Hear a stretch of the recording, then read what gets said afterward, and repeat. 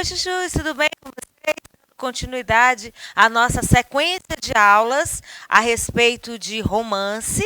Né? Falamos na aula passada do romance como gênero do discurso e hoje a gente vai falar de romances dos nossos ancestrais, dos nossos, como é que eu vou dizer, que fazem parte da formação do nosso povo, nossos irmãos africanos. Hoje nós vamos falar do gênero do discurso, romances, mas dando abordagem aos africanos. Olha só aí na sua tela. Você tem aí eu achei bacana essa figura, uma bandeira aqui do Brasil e da África. Vamos lá. Vamos falar de romances, alguns autores e produções literárias, claro, com raiz africana, tá? Contribuição aqui para nós. Olha só. Embora a palavra romance muitas vezes utilizada para designar uma experiência de cunho amoroso, quando se trata de literatura, a definição é outra. O romance é a forma literária mais popular do Ocidente desde o século XIX.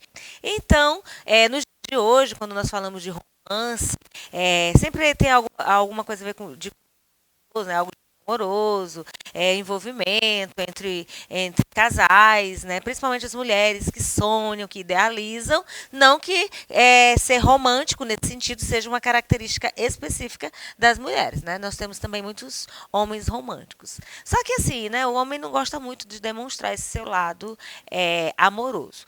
Gente, eu estou falando da abordagem nos dias de hoje. Porém, quando se fala de romance, nesse sentido aqui, nós vamos nos reportar à produção literária, que é diferente desse discurso atual, tá? A produção literária, o romance, é escrito de forma subjetiva, é idealizador, tem umas características específicas na obra. E hoje o nome romance, romantismo, tem uma característica diferente. Deu para entender? Vamos avançar? O romance compreende uma narrativa, portanto, o romance possui uma ação, lugar onde ele ocorre. Ele o quê? A história. O tempo que ela acontece, a história. Personagens realizam uma trama e um ponto de vista, isto é, a perspectiva do narrador. Olha só esse pensamento. Roland Barthes. A literatura não permite caminhar, mas respirar.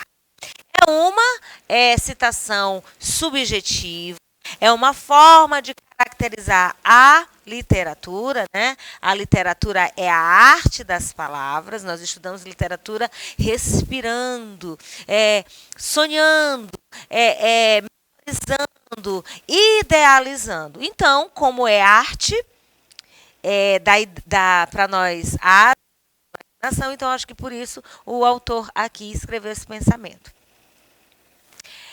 As literaturas africanas, que é o que nós vamos estudar agora, de língua portuguesa, em sua maioria, começam a ter registros escritos a partir da década de 40 e estiveram durante muito tempo atreladas aos modelos da literatura portuguesa. Então, assim, nós fomos descobertos pelos portugueses e foi natural essa colonização aqui e formação do povo brasileiro atrelado à cultura europeia portuguesa.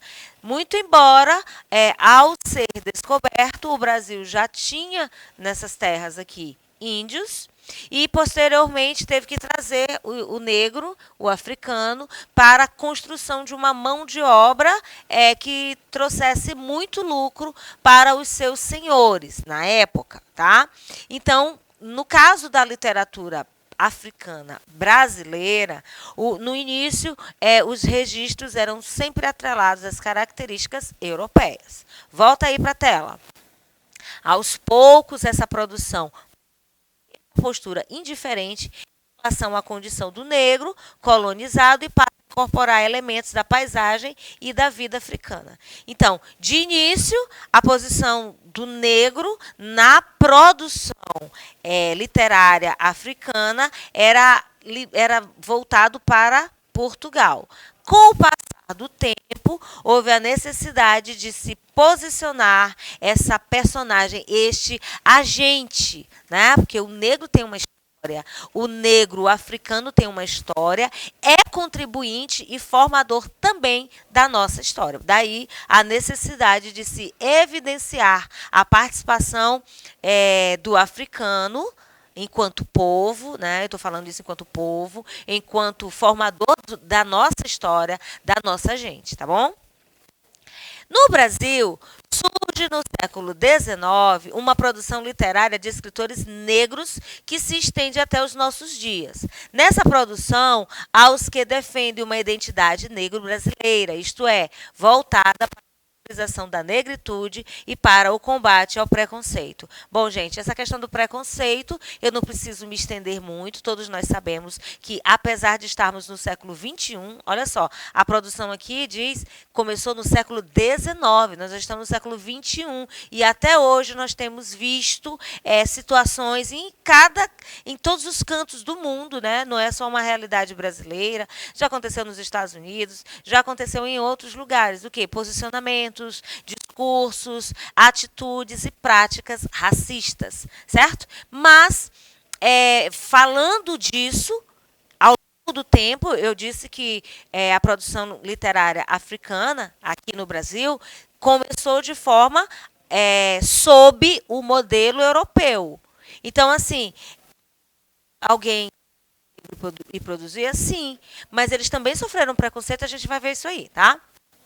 Olha só, trouxe para vocês, observem aí, o Machado de Assis. E essa figura aqui é evidenciada por quê? Porque Machado de Assis, que é o maior nome da literatura brasileira, ou um dos maiores nomes, foi jornalista, contista, cronista, romancista, poeta e teatrólogo. E o que poucos sabiam é que ele era negro. Mas o racismo no Brasil escondeu quem ele era por séculos. Então, essa figura aqui, ela começou a ser mostrada, essas duas imagens aqui de Machado de Assis. Ou seja, quando você coloca o nome num site de busca Machado de Assis e vai em imagem, você vai encontrar muito mais essa imagem aí da direita do seu vídeo. Ele mais claro. Por quê? Porque por muito tempo se escondeu a origem, né? A origem, a etnia de Machado de Assis. 1957, o escritor Rubens Magalhães Júnior divulgou uma fotografia polêmica que teria sido feita no final da vida de Machado de Assis. Escrita como Sem Retoques, ele mostra o autor com pele escura e traços africanos, o que chocou, pois era justamente aquela imagem que fora muitas vezes usada após a edição de cor como prova de que ele era um homem branco. Então, gente, esconder, isso aí também é uma forma eufêmica de falar, tá? Que Machado de Assis era negro, também podemos considerar como um ato racista. Por quê? Porque naquela época, né, quando as produções começaram a aparecer, né, isso aí a gente voltar um pouco no tempo, quando a imprensa foi descoberta lá na década de 1400, o que acontece? Foi propagado o conhecimento, na verdade, o conhecimento através da imprensa. E aqui a gente já está no século XIX, falando de Machado de Assis, que é um escritor que aparece no final do romantismo, mas já com características realistas, que se destaca, que se consagra como escritor. Né? Foi jornalista, como eu disse, jornalista, contista, cronista, teatrólogo, mas a etnia dele era o quê? Escondida. Por quê? Porque a gente vivia uma sociedade preconceituosa, tá certo? O racismo no Brasil escondeu quem Machado de Assis era por séculos. Diz o texto da campanha. Aquela foto que eu coloquei anteriormente, tá? Aquela foto que eu apresentei do Machado de Assis, ela foi divulgada também numa campanha aí sobre o Machado de Assis, tá? Volta aí na tela.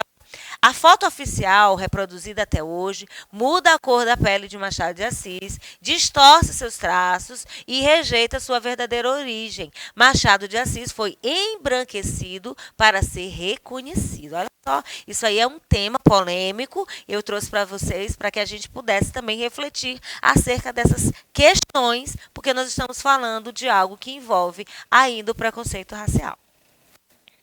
Machado de Assis era conhecido por seus livros voltados para uma estética romântica em visível decadência, que, graças ao sucesso da empreitada rumo ao realismo, ainda hoje não serve como cartão de visitas para o bruxo do Cosme Velho. É uma alcunha que ganhou por ter residido durante longos anos no bairro de mesmo nome, daria origem a esse pseudônimo, tá? Cosme Velho é um bairro e por ele numa situação ter queimado cartas, ele foi chamado de bruxo do Cosme. Aí nós temos um outro autor, negro também, o Lima Barreto, é brasileiro, se destaca pela criação de tipos populares e suburbanos. Uma das principais características era a mescla de estilos literários, de modo que a arte era concebida também como uma forma de denúncia social, tá? A literatura negro-brasileira, isto é, a literatura que um sujeito etnicamente negro, teve suas primeiras manifestações na obra de Luiz Gama, Cruz e Souza e Lima Barreto, que eu mostrei há pouco, que atuaram de forma isolada. É triste não ser branco, teria escrito Lima Barreto em seu diário íntimo, resumindo uma confidência amarga todas as limitações que sofria. Mais que um complexo, a cor era uma barreira para a sua vocação de escritor. Tinha transpô-la, mesmo que não seguisse vencer o complexo. Barbosa, 1952. Uma citação desse autor, tá? Que traz essa declaração de Lima Barreto, que em sua época teve que escrever sob, né, debaixo de muito preconceito. Então ele escreveu aqui, teria escrito, é muito triste, né? É triste não ser branco. E hoje, apesar de estarmos, como eu já disse, no século XXI, muita gente se identifica com esse tipo de situação, porque há pessoas ainda com a mente idiota que acha que somos e vencemos por conta da pele e isso não tem nada a ver, tá? Aí eu trago agora para vocês um autor africano, né? E olha só, pasme, ele é branco. O nome dele é Mia Couto, Antônio Emílio Leite Couto, tá? Mia é uma alcunha, né? Um pseudônimo. Ele é um escritor moçambicano que nasceu em 1955. Ele foi jornalista por quase 10 anos, porém ingressou na faculdade de biologia e depois foi professor, né? Se tornou professor universitário. Profissão que concilia com a sua carreira de escritor. Então, se você nunca ouviu falar, está ouvindo falar agora, mas se você nunca ouviu, tá aí a foto dele, Mia Couto, um grande escritor africano, tá? E eu trouxe aqui para vocês agora, nós vamos ler um pouquinho, A Terra Sonâmbula, que está aí na tua tela, tá? É um romance dele, do Mia Couto, que foi publicado em 1992, então é bem recente, né? E é considerada uma das melhores obras africanas do século XX. Então, eu trouxe aí um romance africano. A obra faz referência à instabilidade do país e, portanto, à falta de descaso, né? E descanso da terra que permanece sonâmbula. Então, assim, Terra Sonâmbula é uma obra, um romance de Mia Couto. Então, se você não sabia de nenhuma ideia de romance africano, eu trouxe aqui para vocês um deles. Do escritor Mia Couto, que já é bem recente, né? Recente que eu digo assim, porque no romantismo nós tivemos outros autores que se destacaram. Por exemplo, Castro Alves se identificou com a causa do negro, mas não era negro. Temos o Lima Barreto, que era negro e sofria preconceito. Então aqui a gente trouxe um romance africano, de quem? Mia Couto, que é moçambicano, e tem uma obra aí que a gente vai ver aqui o resumo. A realidade e o sonho são dois elementos fundamentais nessa narrativa. Qual narrativa, gente? Terra Sonâmbula. No prefácio do livro temos esse trecho. Se dizia daquela terra que era sonâmbula, porque enquanto os homens dormiam, a terra se movia, espaços e tempos afora. Quando despertavam, os habitantes olhavam o novo rosto da paisagem e sabiam que naquela noite eles tinham sido visitados pela fantasia do sonho. Crença dos habitantes de Mati Mati. Sim, gente, a contribuição dos africanos em relação à literatura tem muita lenda, tem muito mito, e a gente já sabe, tem muito conto. Já sabemos que conto é um gênero também que foi passando de geração em geração, né? Os contos, eles vêm de Arábia, passam da Arábia, né? Passam pelos romanos, pelos gregos, parábolas bíblicas. Um conto é algo assim, bem milenar. E as histórias, os romances africanos também têm esse fundo aí de contribuição dos contos. Muidinga é um menino que sofreu amnésia e tinha esperança de encontrar seus pais. Tuair é um velho sábio que tenta resgatar toda a história do menino, lhe ensinando novamente tudo sobre o mundo. Eles estão fugindo de conflitos da guerra civil em Moçambique. Então, a gente já sabe aqui que tem um cenário de guerra. A gente sabe muito bem que na África as coisas não são fáceis. Então, que eu resumo da Terra Sonâmbula para a gente entender, analisar e compreender como os fatos vão influenciar também na obra literária. A gente já sabe disso, mas é só para reforçar. Acompanhe. Logo no início, enquanto os dois estão caminhando pela estrada, eles encontram um ônibus que foi queimado na região de Machibombo. Junto a um cadáver, eles encontram um diário. Nos cadernos de Kinzo, o menino conta detalhes de sua vida. Dentre outras coisas, o garoto descreve sobre seu pai, que era um pescador e sofria de sonambulismo e alcoolismo. Além disso, Kinzo menciona sobre os problemas da falta de recursos que sua família sofria, a morte de seu pai, a relação carnal que tem com Farida e o início da guerra. Abandonado pela mãe, Kinzo vai relatando em seu diário momentos de sua vida. Da mesma forma, ele fugiu da guerra civil no país. Assim, vai se narrando a história dos dois, intercalada com a história do diário do menino.